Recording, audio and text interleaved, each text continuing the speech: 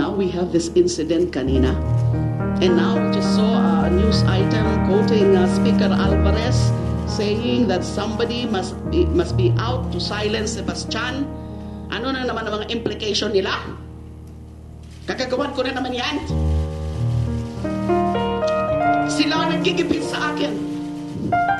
Masyado na nila akong ginigipit, inaapi, tapos ganyan pang gagawin nila. Lahat na lang sinisisi sa akin. And they call themselves men.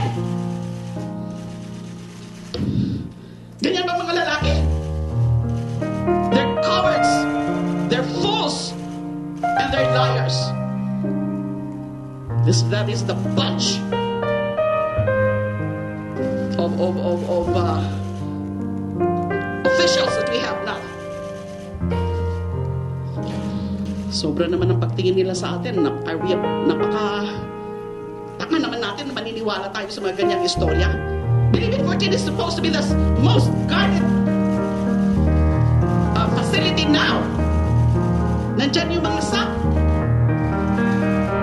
Tapos gagawa ng istorya ganyan na nagsasyabu kaya nagkarayot.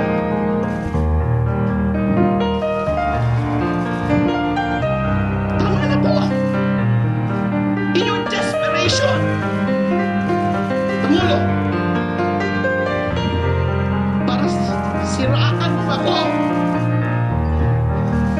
hindi nyo na iniisip kung ano na yung nagiging itsura nyo sa mata ng bayan at saka sa mundo.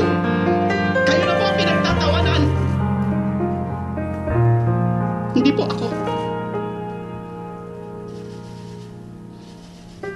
Inosente po ako.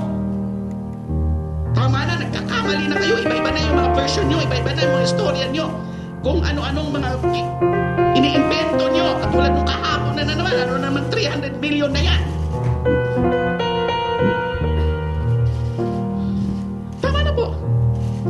Sino mga susunod nilang gigipitin? Sino mga susunod nilang gagawa ng kwento?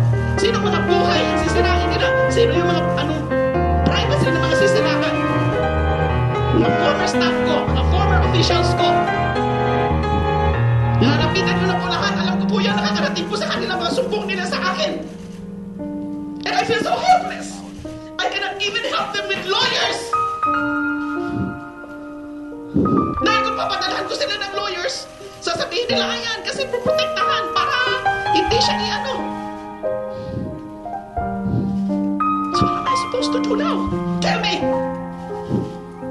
I'm not going to leave this country and escape anything because there is nothing to escape from. May mga nag-a-advise na sa akin, namang well-meaning friends. Mag-isip-isip ka na Laila kasi ka-announce din nga ng Pangulo na ikukulong ka na daw talaga. Maghanap ka na ng asylum. Why should I do that? I want to fight here in my country. Di ba ako tuwa? Dahil wala pa akong kasalanan. Yung mga nagtatago lamang. At saka yung mga walang mga tuwa. Ang umaatras. Hindi po sila nagiliman. Hindi po ako pinalaki ng tatay ko maging tuwag. Tama na. Hulihin nyo na ako ngayon. Hindi naman talaga gusto nyo. Ikulong nyo na ako ngayon. I'm here. Do what you want to me, Mr. President.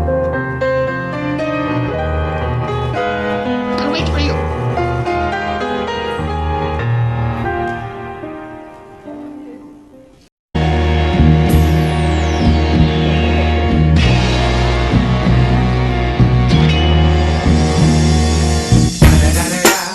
It's the motherfucking DRE. Dr. Dre, motherfucker.